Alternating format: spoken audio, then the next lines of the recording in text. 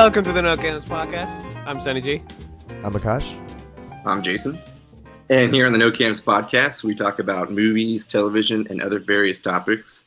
And today we're going to be talking about some Christmas movies, and later on we'll talk a little bit about the Nintendo Switch. Awesome. But Christmas is right around the corner, guys. And it's always this time of year that we watch Christmas movies because it's inappropriate to watch it outside of this period. It might be Christmas when you're listening to this. Yeah. Is it really? Is that when we're going to... Okay, yeah, who knows? Who knows? How yeah, insightful, Akash. Yeah, who knows? There's a 1 out of 365 chance that they'll be listening to this on Christmas. Exactly. But yeah, so since we are talking about movies on this podcast, I really wanted to get down and ask you guys about some of our favorite Christmas movies. Some of the stuff that we watch this time of year, stuff on our own, even things that are maybe outside of the Christmas genre that we just like to watch this time of year. Yeah, how does that sound to you guys? Sounds awesome. Sounds great. Aren't you also going to shill a product for us? Yeah, I already said that. We'll do that later. Okay. So anyways, let's start by asking you guys, opening the floor. Are there any movies, or just, I guess, name off some movies? We all kind of watched a couple for this podcast, but yeah. Can you guys just name off some movies that, you typically go through that's in your typical Christmas repertoire? For me, growing up, we didn't really have any sort of Christmas movie traditions. It was kind of just whatever was on the TV. So with my family, we watch X or Y movie every single Christmas time, But one of the movies that does come to my mind is Home Alone. And I think when I was younger, that franchise, that whole Home Alone 1 through 3 was always on the TV. And that's something that I would watch as a kid, and I had a lot of fun with it. And like you said, I've rewatched it for this podcast.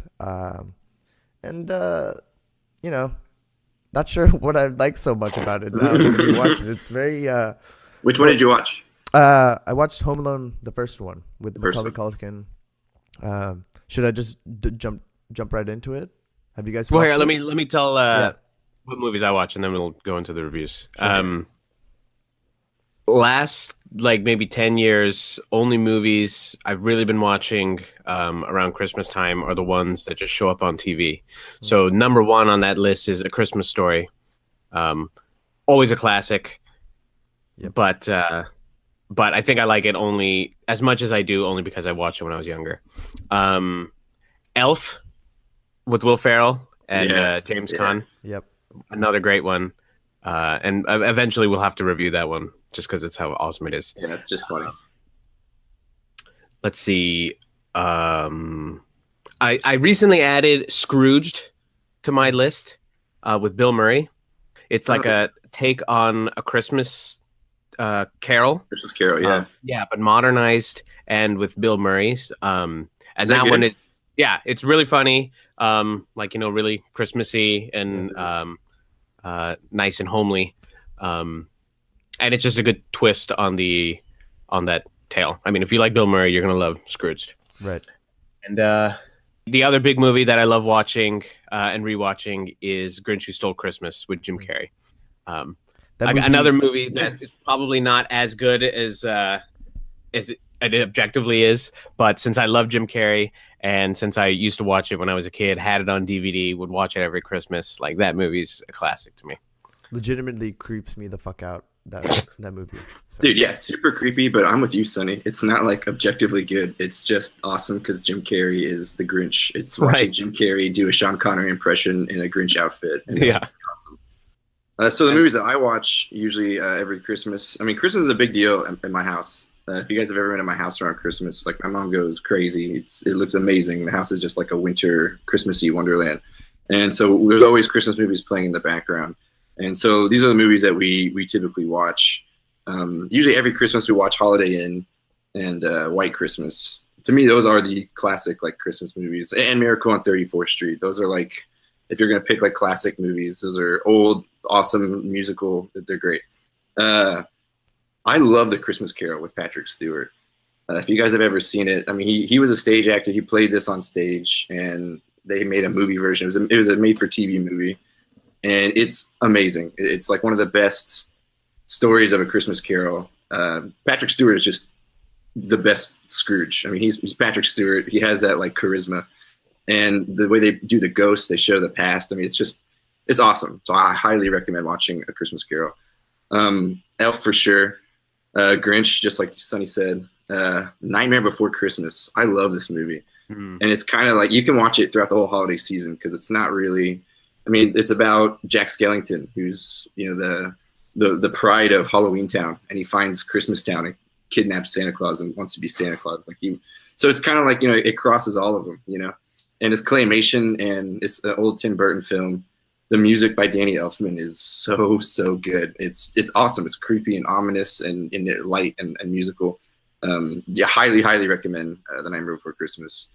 But the movies that I watched for this was Home Alone 2, because I love the Home Alone movies, but Home Alone 2 is my favorite for sure. Yeah. The third one we could leave that one off, but right. The second one I just love him like going to New York. So I watched that one, and I watched a few of the Office Christmas specials because those are. I mean, I'll get into it later, but yeah, that's my list. So, Kash, you want to talk a little bit more about Home Alone, the first one? Yeah, so I try to put myself in my mind state when I was younger and what I loved so much about Home Alone. And I think when I was a younger kid, the idea of being home alone and the endless possibilities without parent supervision was really enticing. And also, I really enjoyed some of the traps that Macaulay Culkin, or I forget the name of the character. Is it Kevin? I think Kevin McAllister. Kevin, yeah, sets up in the house, and it's very slapsticky, and I think it's very catered towards kids, and that's probably one of the main reasons why I liked it. But on my revisit, I mean, it's a good movie. I can understand why a child would like it, but on this rewatch, it was kind of a struggle, man. Kevin is kind of an asshole, and his siblings are all assholes too. And the whole movie starts off with so much tension in that family, with everyone calling Kevin useless. He literally gets along with none of his siblings, and he wishes for his family to disappear, and he gets his wish. But I think Macaulay Culkin was. He was one of the first child actors, and nothing that he did in that movie was extremely special. It was a lot of poor acting, a lot of close-ups of him trying to fake scream, and a lot of dumb slapstick humor. But Joe Pesci? Joe Pesci's in the movie, right? Yeah, Joe Pesci's in the movie. He's a classic, dude. He was amazing. And I completely forgot that this movie doesn't center entirely around the thieves trying to enter the house or invade the house and rob Kevin's family.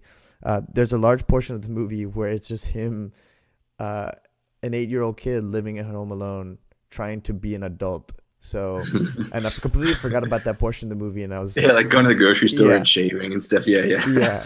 That part was extremely boring to me, and I was just waiting towards the end. And my memory had me believe that the end of this movie was actually longer than it was. So I did enjoy the last 10 minutes of the movie when he's attacking Joe Pesci and his friend.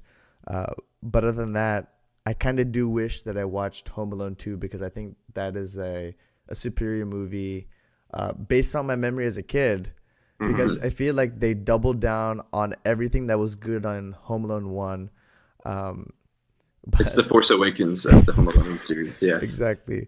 But that is some negligence right there. Like, how do you forget your child and go on a trip? Not once, but twice. No, actually 3 times, right? I think the deeper question is how can you afford to have that many fucking kids? Exactly. Well, okay, hold on. It's 2 families, okay? And then they perfectly explained why they left Kevin behind in the second movie, which I'll get into in my review. Okay.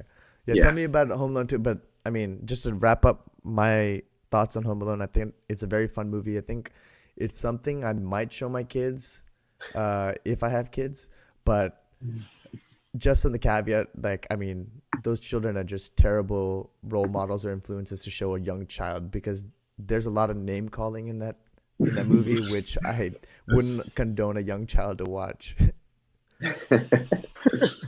It's just from a different time, man. It's just from Totally a different time. Yeah.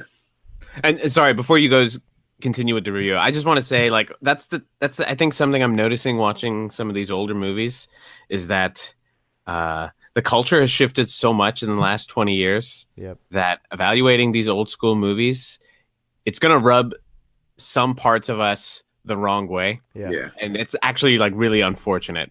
Because a movie like that where they just treat that kid like shit, and then that kid is going on a pseudo murder rampage against these home invaders. Like, that'll fly in Texas, but in other states, like, I can understand how people would just not find that interesting at all. And I'm just trying to say this out loud, that, like, I find that to be really unfortunate, and I'm hoping I don't know, I'm hoping to try to shift my own perspective so I can at least try to evaluate it in the context in which it was created, you know? Agreed. Instead of just shitting on it because it's not PC or something. Look, I would argue that movie is empowering, and it's really demonstrated by its sequel when he goes to New York City. Yeah. There he is, a young boy, and he's finding his way through New York City on his own. He's self-reliant, he's independent. I'd say it's an empowering movie. As a kid, I felt like, if I ever got lost in New York City, I could hold my own just by doing what Kevin McAllister did, which is horrible advice because he does some really stupid shit in this movie. It's a great movie just purely because it's a classic, and you introduced as a kid and you watch it on Christmas, and Christmas time is always awesome. So everything around Christmas is awesome.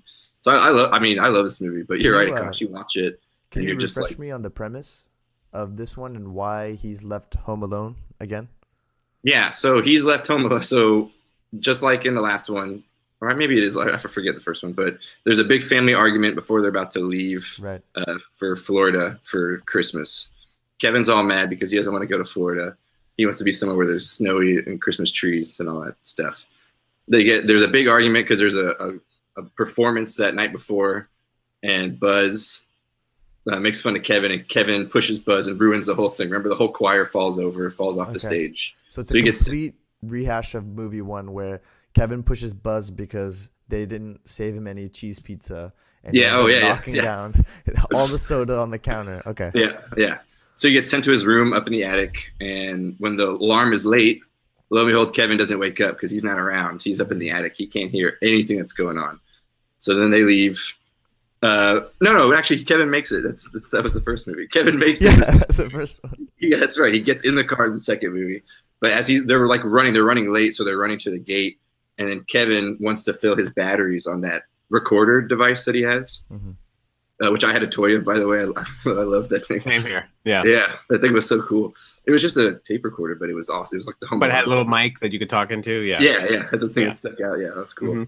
So, but he wants to fill batteries in his tape recorder, so he looks down, and he's following his dad running through the airport, and his dad's wearing his big khaki coat. And when he looks down to fix his batteries, he looks up, and another man just ran out in the middle of the hallway as they're following, and he thinks, "Oh, that's my dad," because he's wearing the same jacket. And then he gets on the wrong plane. And what's really funny is it's like, this is pre 9/11, right? And so it's hard to believe any of this shit. Yeah, it's hard to believe any of it. And then what's so funny is he's like running late, and he's running in. He's like, "No, I'm late!" And he runs right into the stewardess who's like closing up the gate. And all his papers fly everywhere. This is back when your ticket was like a packet of like 25 little sheets of paper. And so like all his papers fly. And she's like, "Oh, where's your ticket?" And he's like, "Oh, it's somewhere in here." And she's like, "All right, well, just get on board, okay?" And you're like, "Wait, what? Wait, what happened?" Yeah. So that's the only unbelievable part. But it's hilarious, man. There's like scenes where he uses his credit card and they slide it across the credit card machine. There's like really old things that just Donald Trump's in this movie. Wow. What? Is he really? Yeah, he's in this movie. Kevin McAllister is at the Plaza Hotel, and he's like wandering through the hotel lobby, and he goes, "Hey, mister, where's the bathroom or whatever?" And it's Donald Trump, and he's like, "Down the hall and to your right." It's Donald Trump. And it's like 1993 version of Donald Trump or whenever this movie came out. Wow. Hair still looks the same, right? Yeah, somehow. The rest of his body does not, but his hair is the exact same. You're talking about fake news? Yeah. Yeah, but it's basically the same thing. And then he gets held up at his aunt and uncle's place because they live in New York, but it's being renovated, so it's like this half house.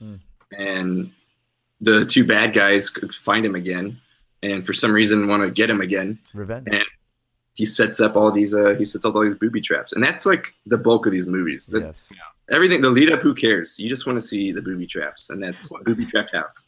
Well, in their defense, he did almost murder them. Yeah. A lot. If I got out of jail, I'd be hunting down the little fucking kid too. I mean, he uses a flamethrower against Joe Pesci in the first one. And He does it almost again in the burns second his one. scalp off. It's crazy. Yeah. No, he He doesn't. puts bowling balls on a rope and swings them straight at head level. He burns the top of Joe Pesci's head Yep. in the bathroom and fills the toilet full of like gasoline. So when he puts his head out, Safe. Yeah. it's just like, dude, what he electrocutes the other guy. He like drops like 100-pound bag of sand like right on his face from like 3 stories up. They get knocked down with this giant metal pole, like pushed right, a gut shot. They fall down like 2 flights of stairs, and then the big giant bar falls right on top of them. It's masochistic. It's messed up. Yeah. Doesn't he get a couple nails to the head, the tall one? He gets staples to the head. He takes bricks to the face. Remember, he takes straight bricks like 3 stories up to the face. Kevin has great aim, by the way. He's like right up there. He's throwing the bricks perfect. But yeah, that is like, yeah, you watch it as an adult and you're like, whoa, that kid is fucked up. I would leave him behind too. Totally. So the other thing that I watched for this podcast too was the Office episodes. I watched 2 or 3 of them. I just love the Office episode, the Christmas episodes of The Office. They do such a beautiful job. For some reason, like they're always so good. They deliver. They like capture everything about The Office. I think The Office is just a office drama, or not drama. Sorry, an office comedy. It takes place in the office, and there's nothing that like encapsulates the dynamic. Them being forced to be at a party, like a holiday party. So I think it's just so perfect for the subject matter. With a boss you hate and cannot stand. With the boss you hate. And what we were saying, the recurring theme for all of the Office Christmas parties is Michael ruins the Christmas party. I was just going to say that, right? Somehow they find multiple different ways to get Michael to ruin it. And it's somehow they're all funny and unique, and it just like, and you know it's coming, and it's hilarious. So I watched. It all comes down to some form of his own selfishness, right? Yeah. Or ignorance. Like Ignorance, just complete ignorance to how reality works. Yeah. Right. And that's perfect because so the one that I watched, the first one that I watched was the one called Secret Santa. It was season 6, episode 13, and it's where Phyllis is Santa and Michael wants to be Santa and is not having any of it. And it is so full of amazing quotes. And it's just the perfect, like, quintessential version of Michael Scott. He wants to be Santa. Nobody wants Michael Scott as Santa, but Michael Scott wants to be Santa. So damn it, he's gonna be Santa. Phyllis is Santa, who everybody wants Phyllis as Santa, and he just heckles the shit out of her like the entire day, like ruins the whole party. He comes back as Jesus, right? Yeah, he dresses as Jesus, and then later in the episode, he stops being Jesus, and they're like, "What happened to Jesus?" He's like, "He's kind of a jerk." And Angela just gets super like, just everything he does is offensive. Even when he's trying to like fix his mistakes, he's still offensive. Yeah. So I wrote down some quotes from the episode that I absolutely love. So the first one is like Phyllis comes in, she's Santa, and Pam's asking like what to expect from the party, and Phyllis is like, "Oh, you'll expect good things, but a lump of coal if you're bad." And Creed goes, "But what if I've been?" It's hard to get through Creed. Yeah. He goes, "But what if you've been bad? What if you've been really bad? Like, what if you've been more evil than bad?" And you just like, and everyone just stares at Creed, and then they just move on. Another one is Michael's getting really desperate during the party, and so he wants people to sit on his lap. So he's grabbing Ryan because he wants Ryan to sit on his lap and make a wish on Santa's lap. And Jim comes over to him and goes, "You can't yell out, 'I need this, I need this,' as you pin down an employee over your lap." It's beautiful. Yeah. One of my other favorites is from Michael. And that's after he's destroyed the party and he's dressing up as Jesus to try to fix the party. And he's like, "Don't come to me for help to fix the party because I ruined it." So he's fully aware he's destroyed the party, and he knows that he's the only one that's going to stop it. Just a quintessential Michael line. And then finally, my favorite line of his was, he's like, after he's ruined everything, he brings them into the conference room. He sits them all down, and he's kind of apologizing for what's going on, and he just says that Christmas is about family. He goes, Christmas is about the workplace. All of you feel like my family. Ryan, you are my son. Pam, you are my wife. And Jim. And Angela and Phyllis, you are my grandmas. And Stanley, you're our mailman.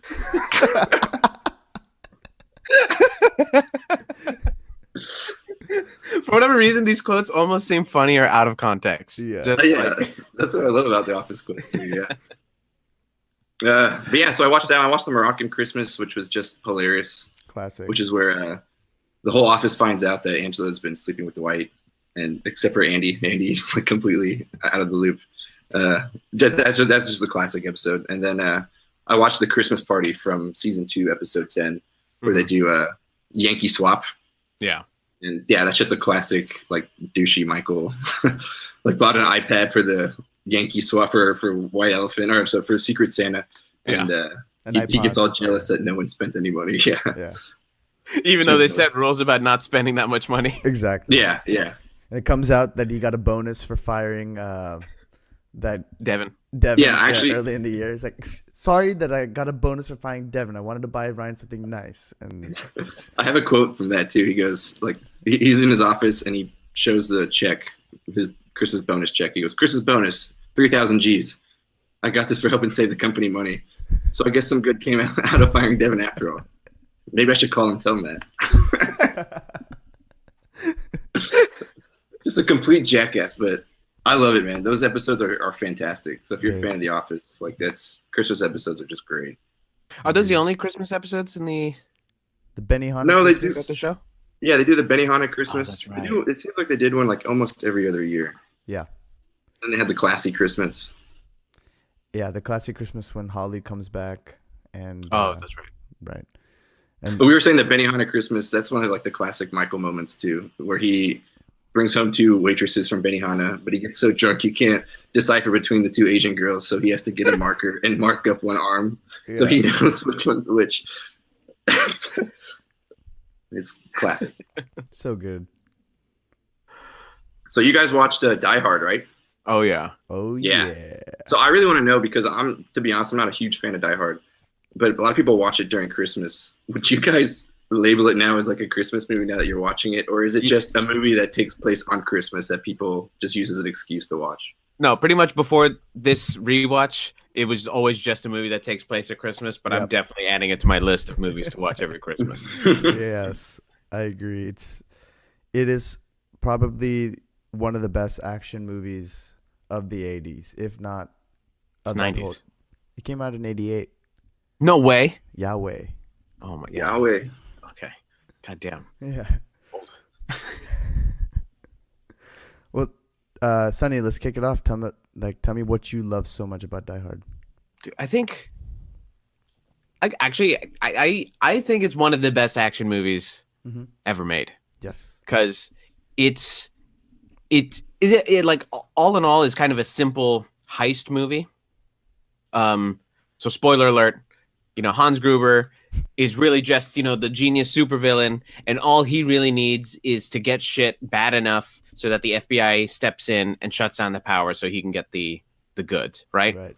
Yet somehow they're able to take that plot, like the supervillain's plot, and stretch it out over 2 hours and fill it with so much like action that while it's not as flashy as the kind of action we see today, it seems way more high stakes. My palms were sweating, and I've seen the movie like 5 times already. I was still really into everything that was happening to John McClane. And in a lot of the same ways that Star Wars in A New Hope, Luke is kind of just the simple farmer boy and is almost playing to the point where you can project yourself onto him. Like, John McClane is that action hero. He is the guy who gets stuck at a party he doesn't want to be at, and now he has to save everybody. Right. I thought Bruce Willis was phenomenal in it. Like, he was born for that role. Perfect blend of sarcasm, of seriousness, of panic at times, so that like it actually felt like something he actually feared, for something real there. The actress who played his wife, like, despite kind of just being to a certain degree a damsel in distress, she also was like a pretty strong character, right? She had her own personality. She had a role to play. And she, she was not completely helpless the whole time. Fucking Hans Gruber, man.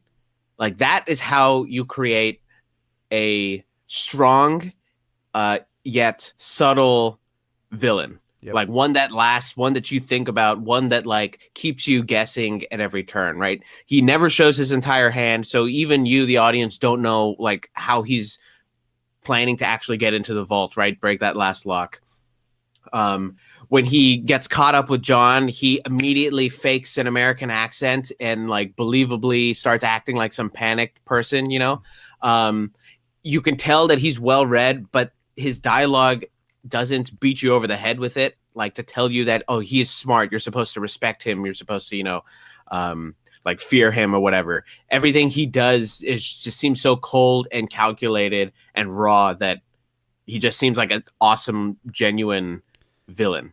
And Alan Rickman, as him, is amazing. Alan Rickman. To your point, the script is so subtle, it's so well written to where you get McClane's but you get enough of his backstory to understand his intentions and what kind of a person he is from the time you see him in the plane and the taxi cab ride to the holiday party, where you get enough of his background to understand what kind of man he really is, right?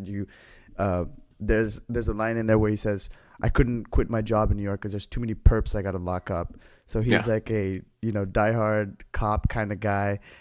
You get the dynamic between him and his wife right there. And I think the movie's a little forward thinking because it really puts her into a powerful position. She doesn't keep his last name. She very successful at her job, leaves, completely goes to the other side of the country without him, and kind of shows an empowered woman in a way, right?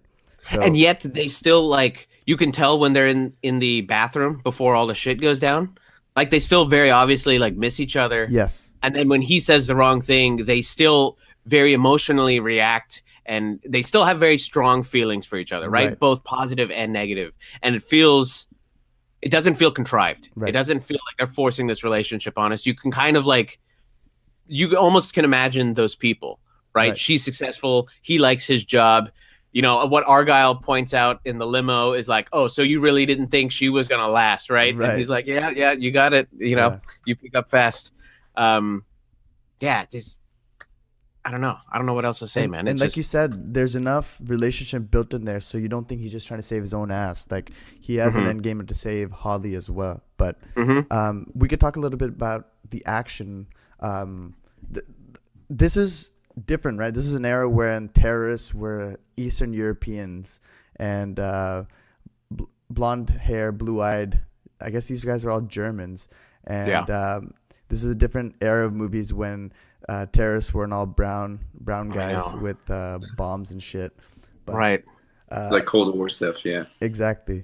But these villains were so believable, man. Like, the stakes, like you said, were so high. When Gruber takes the CEO to the top of the building and he's like, can you give me the codes or not? And he says, you can kill me, but like you won't be able to open the safe. And he just blows his brains out. And like you said, the stakes are just set right then and there. But and like, despite having seen it a bunch, when those kinds of moments happen, for whatever reason, it still feels way less predictable than it does in modern movies, right? Yeah. Where you're just like, oh, the guy's going to deny him, then the bad guy's going to kill him. And then that's supposed to prove to us that this bad guy is like, he's really bad. Yeah. You know, like, we're supposed to really care about what he does, right? But for whatever reason, this just seemed way more natural and understated. And there are a lot of little moments that I think really heighten the quality of the movie. So, for example, Holly looks at a photo and then folds it over, like puts it down, face down, right?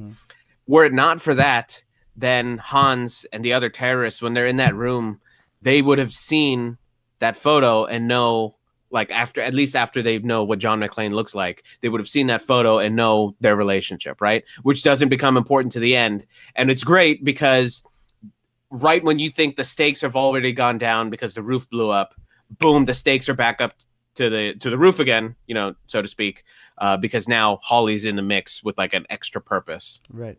to the terrorists, right? There's a moment where one of the German guys is like sliding. He's going downstairs, and he like puts the rails of the stairs in his pits, right? Yeah. And that's the thing that you kind of would just normally write off, but like what they're really trying to tell you is that these people are experts. Yeah. Like these people are career criminals that are here for a very specific purpose, and each of them has a role to play, and they're not just like your typical henchmen. Mm-hmm. I mean, they still show those kinds of elements here and there, but like they're not your typical henchmen. And then to contrast that, they make the police and the FBI look like bumbling idiots and assholes, right? Only to like give you a much starker contrast between what's happening, like how much this plot is being driven by the terrorist and how out of control everybody else is. And then at the same time, how in and out of control John McClane is because of how aware of the situation he is, you know? Exactly. Yet you never get the feeling that he has the upper hand or the advantage. Like the one time he has an upper hand is when he realizes that Hans is Hans, but gave him an empty loaded gun. But that moment's really over because then other people bust in, and then, you know, he's walking on glass and shit, right? So he goes up and then tanks straight back down by the plot. Besides Hans, what other characters stick out to you? I mean, his right-hand man, he's kind of an iconic, he seems kind of an iconic villain. I see his face every time I think of this movie, even though Hans is the more impressive villain. But his face just keeps popping into my memory every time I think of Die Hard. Yeah, I agree.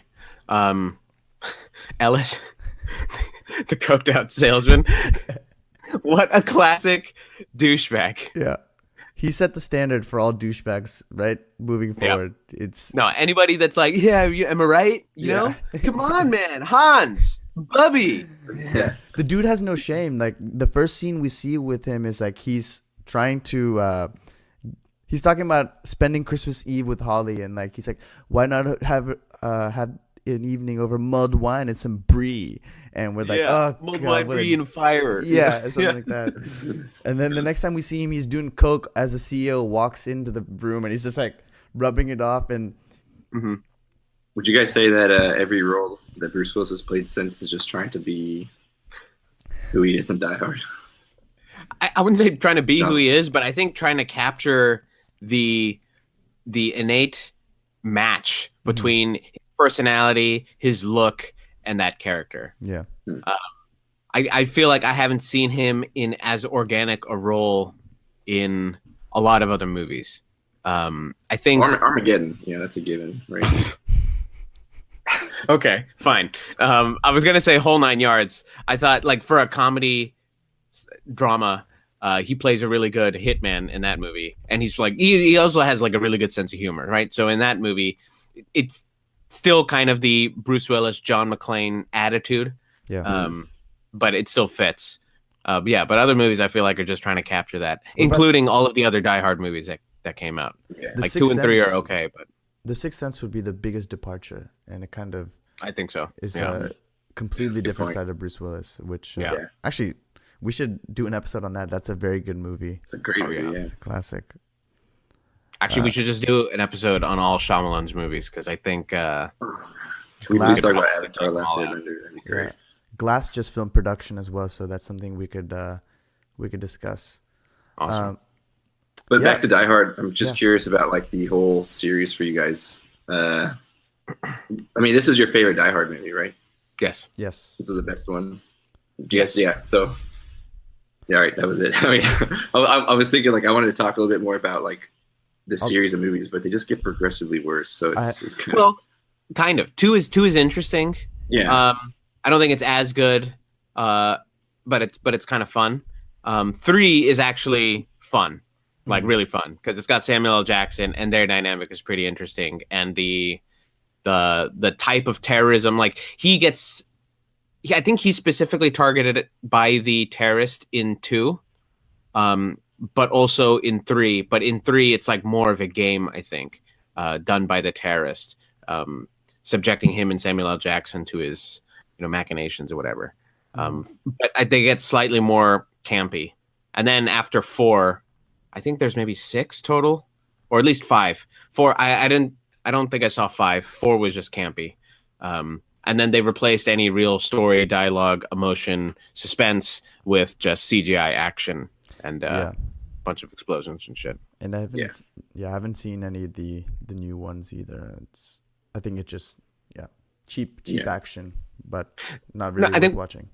Yeah, I think the thing that makes that Die Hard great is the same thing that makes Heat great, and that is just a really grounded story, like a story grounded in reality, but where other movies would make up for some lack of story with Flash, they flesh out the story, and thus all of the action that happens feels just way more like effective in terms of, I don't know, whatever it is that gets people to watch action movies. Like, I can't even describe that quality. Whatever it is, it's so much more heightened in Die Hard and in Heat and other movies that are like way more story driven than action and CGI driven, you know? Man, Heat is an excellent movie. That's such a good movie. We'll definitely have to review that one. Yeah. That and The Town.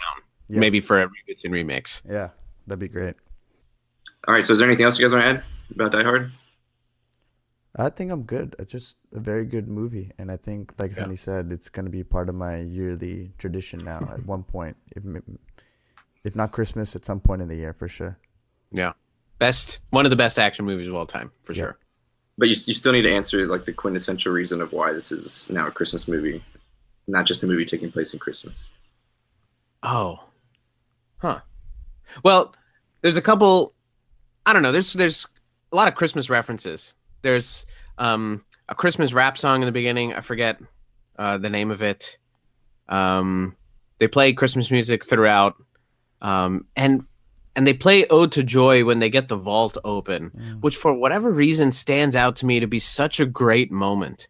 Like they don't beat you over the head with them opening the vault and getting it open. Like it's just something that's happening in the background while John McClane is like getting his shit pushed in or trolling the terrorists. But for whatever reason, when they open it up, it is like a really kind of glorious moment. It like vindicates all of the genius behind Alan Rickman's character when they get it open. And for whatever reason, it just feels so satisfying, and it feels like opening a Christmas present. So it's like that's opening a Christmas present in movie form, if such a thing was possible. So maybe that's why it's a Christmas movie. That's interesting. Okay. Yeah. I have nothing to add. Sold me, man. I just want to say that this movie was nominated for 4 Academy Awards. So, any of the interesting awards? Best sound, best film editing, best effects, and best sound effects. So, still pretty impressive. Oh yeah. All right, cool. If we got no more Christmas movies, I wanted to take just a few minutes and talk about the Nintendo Switch. I bought the Nintendo Switch about a week ago, so I'm still like in that honeymoon phase where I'm just enjoying the shit out of it. But I gotta say, like, it's already one of my favorite consoles that I've ever bought. I realized, like, after I bought it, like, I'm a real Nintendo nerd. I'm not really a gamer, but I love Nintendo, and I loved handheld devices. I don't know about you guys, but like when we grew up, like Game Boys were huge. Yeah. Did you guys have Game Boys? I had a Game Boy Original and a Game Boy Color and a Game Boy Advance. I think that's Game the Boy last. Color was my only Game Boy. Yeah. I had the original Game Boy, and I had the see-through skin, so you could see like all the stuff inside. But I was like attached to that thing. And so I have the Nintendo 3DS. I've even had the PSP. Like I like the handheld devices a lot, and I really like Nintendo. I like the simplicity of their games.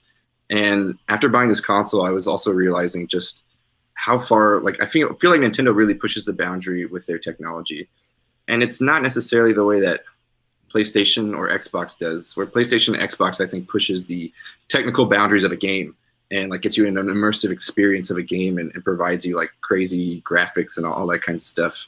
But I think Nintendo is really awesome at like pushing the boundary as far as the actual experience of the player. So like the 3DS, for example, is like what really sold me on it. The 3DS is the dual screen at the pop open like Game Boy basically, but it has a 3D screen on it. And it's actually legitimate. It's a legit 3D screen. And I played a bunch of games on there, and I have like Super Mario Land that really takes advantage of the 3D. and it's adjustable. It can be like fully 3D, or you can like adjust it all the way back down to 2D. It's just a really cool like advancement and like just a way to play the game. It gets you more into the game. And this console, if you're not familiar with the Switch, is actually really just a tablet. It's a 7x4 tablet. So a standard index card is 4x6. So if you think about that, it's just 1 inch wider than an index card. So, I mean, it's pretty small for what it is. It's fairly heavy for what it is. So I guess you guys can see it. Yeah. So it's a nice big screen. But what I like about it is it's both a handheld device and like a console, a normal console. So I can play my games through a handheld device, or I could just simply place it into this dock that connects through HDMI to my TV, and I'm playing on my TV. It's 720 resolution on the screen itself, which for its size is actually really good. And again, Nintendo isn't really a game that you buy for the crazy awesome graphics. It's really just for the fun games that it has. So like Mario, for example, I don't need a 4K Mario. I'm pretty good with just 720 or 1080p Mario. So I love that aspect of it. What I really didn't realize until I actually bought the system and started playing is just how much more valuable that makes the games themselves.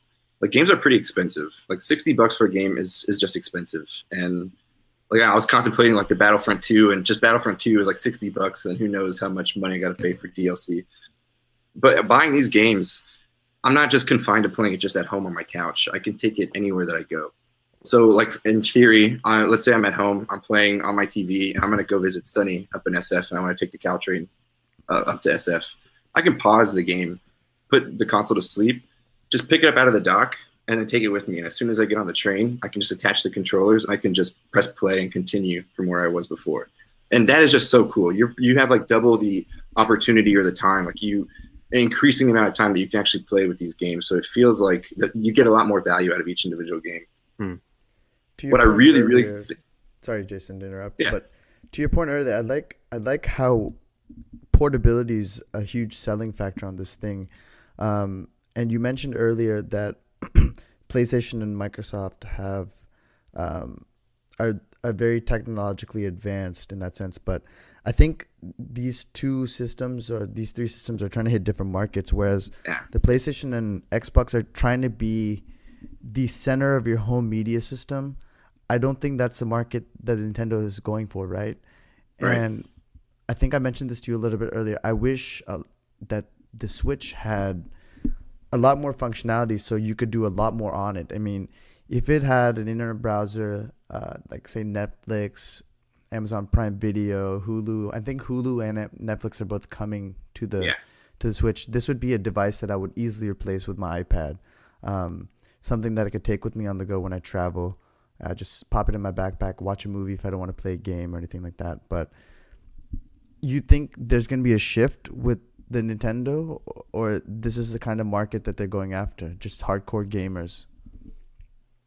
I think this market is really like when I look at the Switch and I think of like the functionality that offers, besides just being on the go, it's definitely marketed towards kids. Like there's a lot of games that are directed towards kids, and I think the whole like dockability of this system is purely out of the idea of kids. Like I'm playing this, I'm trying to like put myself like the 8-year-old version of myself and what it was like when I was 8 years old. And so we had the TV in the living room. So when it was time to watch a movie, or when mom and dad wanted to watch TV, I had to turn off my game and it's time for them to watch TV. So what's really cool about this, I can just unplug and continue to play my game while mom and dad watch TV. I think that's like super cool. So I think they're hitting like a niche market. I playing this thing, I would love for PlayStation or Xbox to come out with their own version of this, and a legitimate version, because I think PlayStation might have even tried. But they had the PSP. Yeah, the PSP, but like have something where this kind of portability, where buying a console game means like you're buying a game on the go too. Like it's a dual thing. I love the idea of stopping and playing it. So watching The Office for this episode, I was just playing on my handheld system. I was watching the movies on my TV, and then I just like undocked the Switch, and I just started playing it on my couch as I was watching the episodes. I just love that ability to move it. And if PlayStation and Xbox could integrate all the other functionality like you were talking about, Akash, you would never need a tablet again. Like you would, like it would touch so many bases. You know, it'd almost be like a laptop at that point too. You know, it's that would be really cool. I know that there's more features coming to the Nintendo Switch, but I don't think that that's where they want to go, purely based on the game titles that they have. They'll never capture like the mobile worker like us. They'll never capture like the young professional fully. That's not going to be their main demo. Yeah. You know, they're hitting all kinds of ages, and a lot of their games are fun collaborative type games. It's multiplayer. Now the remote is motion censored as well, so there's a lot about movement. So it's just, I don't think that it fits the model of PlayStation and Xbox for what exactly the Switch is doing. I definitely think they could integrate it and do their own version of it, but I just love the playability and the seamless experience that this offers. And I mean, going from the screen, like, so I was watching The Office while I was playing it on my handheld device. I didn't buy this because of the handheld device part. I mean, that was cool. I just really wanted to play like Mario and Donkey Kong are coming out. I love the Nintendo titles, so I just wanted to get the system. But I could very easily play on the portable device for a while. I mean, there's a 3-hour battery life. I could I would never sit and play a video game for 3 hours straight, but I could do it like comfortably on this because it's large. Your hands are far apart. It's just an easy resting position. It's not too high def, so your eyes aren't strained just looking at this thing over a period of time. I just think it's great. And the one thing I haven't touched on yet that's really honestly my favorite part is the controllers. I think they really like push the boundary with the controllers. You basically tell us all about what the different configurations and stuff. Yeah, so the controller, it's basically a left and right controller. It's kind of similar to like the Wii. Remember the Wii had the joystick side, and then it had just like the button side on the right. The nunchuck, whatever they called them. Yeah. So it's kind of like that, except each controller is kind of its own individual controller. So the left and right side both have a joystick and 4 buttons. Yeah, so they're mirrored, right? They're almost like identical. Yeah, except on the left side, the joystick's on the top. The buttons are on the bottom. The D-pad is on the bottom. On the right side, the A, B, X, Y buttons are on the top, and the joystick is on the bottom right. So it's essentially like any real game. I mean, the bottom right joystick's like view and camera, and the left is to move. They both have left and right bumpers, and they both have triggers. Okay. So they're like full controllers. And I have pretty decent-sized hands, and honestly, they feel pretty comfortable with me. If you're used to playing any Nintendo console or device, it's going to feel awkward right when you grab onto them. But within 5 minutes, it felt really comfortable. It was seamless for me just to start using these controllers. Okay. Is the battery life on the controls the same as 3? Is it 3 hours on the controllers as well? I'm not sure what they are individually. I know that once you plug these, you can charge these individually, or you can put them on a charging dock, or you can attach them to the tablet. And as you dock the tablet with the controllers intact, it actually charges the tablet and the remote. Nice. So honestly, and it charges really quick. So having it 2 hours, I don't leave it in the dock overnight. Once it gets low on battery, I just stick it in the dock for a couple hours, make dinner, and then it's fully charged, ready to go. You can buy extra battery packs and stuff for the console if you really need it or want it. But back to the controller, so you can use the left and right separately, or they actually provide like a little, they call it a game grip. It's basically like a shell of a conventional controller that you can just slide the left and right in. So if you want more of a conventional style controller, you can easily do that. And they actually offer a third-party controller. I forget what the name of it is, but it's fully supported by Nintendo. And that one feels and looks a lot like just a PlayStation controller. So just a lot bigger. The buttons are further apart. And then what are these little black bumpers you put on? So yeah, once you slide them off of the tablet, you put on these little black bumpers. And what's really cool about this system is, so now this one controller with 2 components can become 2 controllers. So if I have Mario Kart and I'm at someone's house and I only have my one controller, I can just take my controller, separate it into my left and right, and flip them on their sides. And putting these little black tabs on the top of them give you your right and left bumper. So in this like half controller, you get a right left bumper, 4 buttons, and a joystick. Damn. So and all of these accessories, the dock, the gamepad, and the 2 little bumpers all came with the Switch, right? Right, yeah. So a little extra controller, the tablet, the dock, the controller, they all came with the Switch, and all the cords and stuff too. So for $300, you're essentially getting a console, a Game Boy, a souped up. No, actually, it feels like Game Gear. Do you guys remember like Sega Game Gear? No. What is that? That was like an early, like from like the 90s. It was like a huge Game Boy but it was like the same layout as this. It was a giant tablet in the middle with two sides with the buttons with a big screen. It was like it was a Sega thing. They were super cool. They weren't that popular, but it's basically like a souped up like Game Gear on steroids, and a console and 2 controllers. So is this screen a touch screen? Yeah, the tablet's a touch screen as well. And the controllers, do they rumble? Sorry. Yeah, the controllers rumble as well. Okay, but what's the fidelity of the screen? Like, does it look like a screen that if you had an internet browser, it would replace like a low-end tablet? Yeah, for sure. It's like, it feels like the size of an iPad mini. So if you're like comfortable with that size, then yeah, definitely. So is there a UI then for doing other non-game related things? Like, is there, like the PlayStation 4 has like that PS4 dashboard. You go left and right, up and down. Yeah. Nintendo, they have their own dashboard too. I think it's the same ones that they've used in other Nintendo devices. But they have like a main dashboard where you can like scroll across like windows to select on what games or applications. Honestly, so there will be an ability to install a kind of semi-arbitrary apps, right? Whatever Nintendo makes available to you, but so essentially like Netflix will be one of those. Yeah, okay. Netflix, Hulu, a couple apps like that. I mean, my disclaimer for this system, as much as I love it, again, I love Nintendo. I like the kind of the simple games. I love like the Marios and Mario Karts and stuff. But if you're someone who's like pretty much solely plays mainstream titles, like Battlefront and Assassin's Creed and stuff like this isn't gonna surface you. You're not gonna like this. They're just getting some online stuff like Rocket League, but for the most part, if you're really into like adult games and mature games, I should say, and massive online multiplayers and stuff, this is not. This isn't the system for you. It definitely feels like they created this system to pay respect to video games as an art form. Yeah. Like when I watch videos of Donkey playing Mario Odyssey, I've never felt so compelled to buy a system or blow $300 just to play one game. Like, I still don't think I would do it, but I don't think I've ever been this close. I'm exactly in the same boat as you. This and the Zelda game are the two games that I really want to play, but I'm right on the edge. I mean, I spent like 25 minutes today looking for either a refurb or an open box Switch, but these they're still selling at 300 regardless. And this is the second fastest console to sell 10 million units, which is nuts. Yeah, the first one being what? The PS4. Oh, really? Yeah.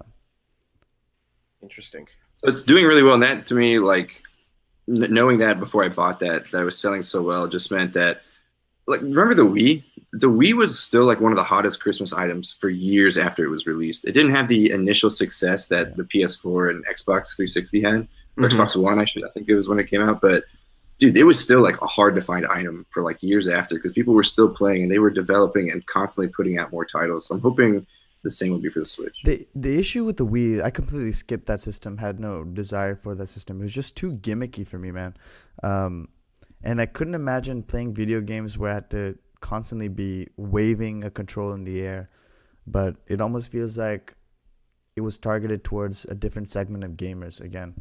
Because we see VR going that same direction now with those sticks that you have to hold, and you have to move around and wave that around. So I just think it depends. I mean, PlayStation tried that too with PlayStation Move, and it did not do very well. Yeah. It's just because that was not their demographic, was into that kind of stuff. Right. But I was like you, Akash. I was kind of not into the Wii, but my roommate had it, so we would play it all the time. And what's so cool is like the motion sensor. It wasn't like every game required you all this space. It wasn't like an Xbox Kinect where you literally had to clear your whole living room to play. They would just use like motions really well. So like we would play like the Mario game. You'd shake one side of your controller and it would make you jump really high or do a certain action.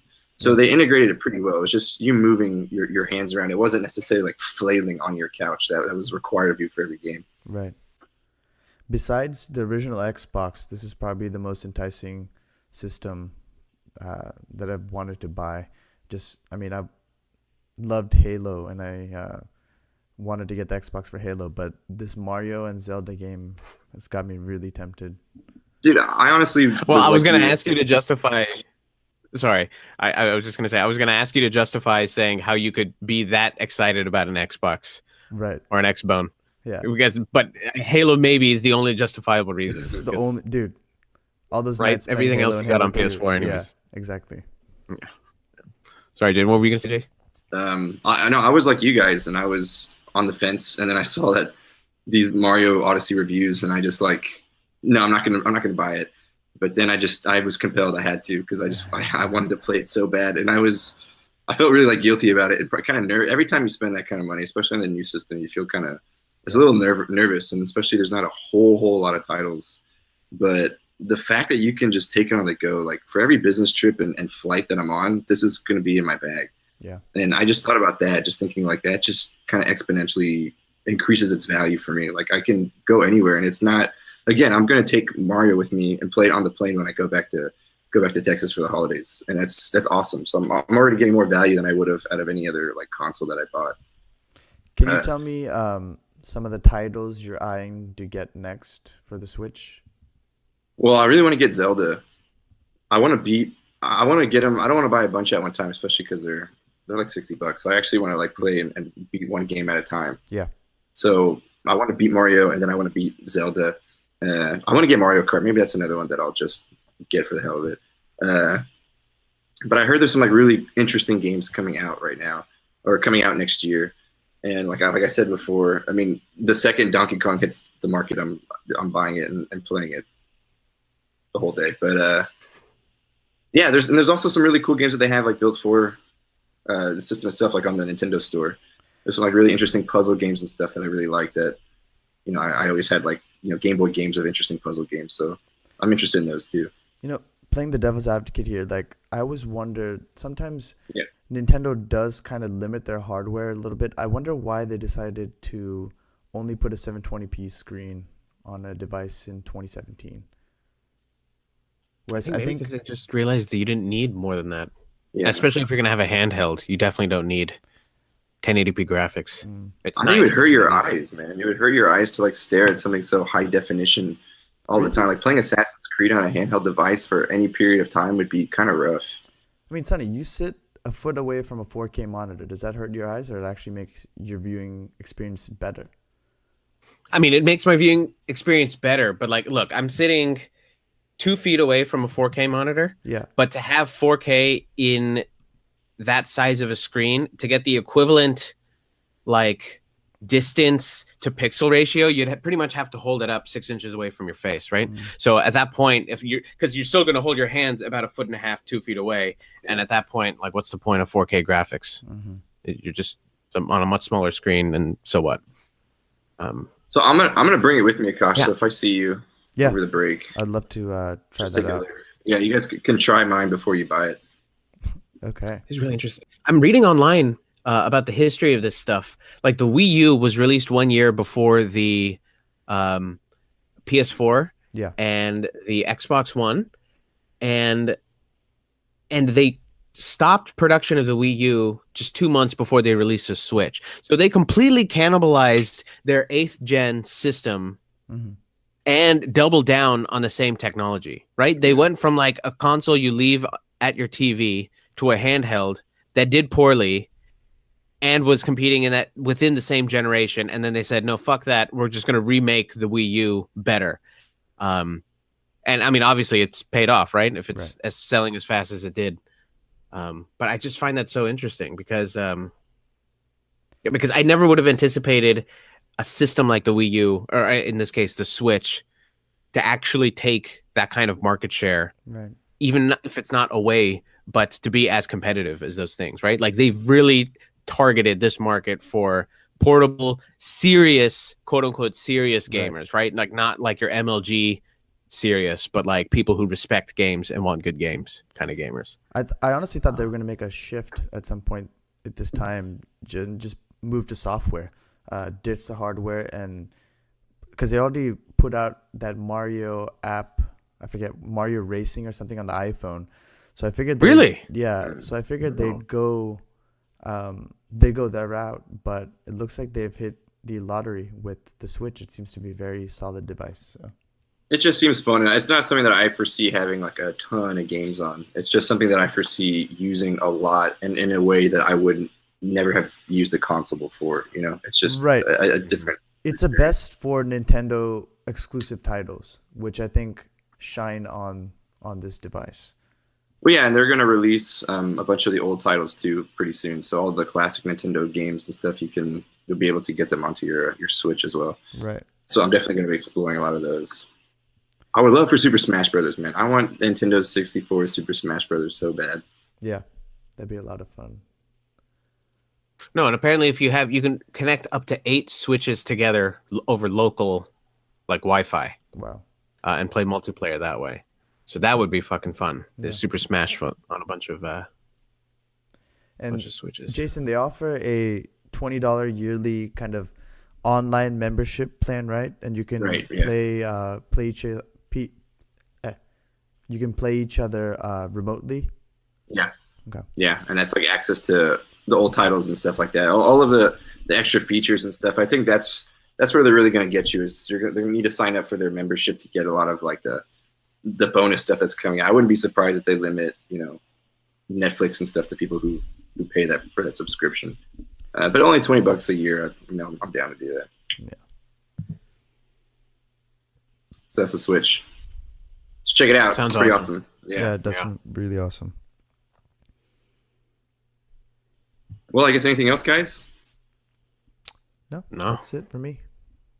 I guess we can go ahead and wrap Well, up. man, like I'm like right on the edge. I'm edging to buy a Switch. But I'm in the same boat, but I might wait till after the holidays before I make any rash decisions. Yeah, wait till you look at mine and see if it's like. Yeah. There's nothing better than getting like hands on with it. Yeah. Yeah, I just think getting hands on with it will just make me want it more. But the problem is I even now don't have enough time to play games.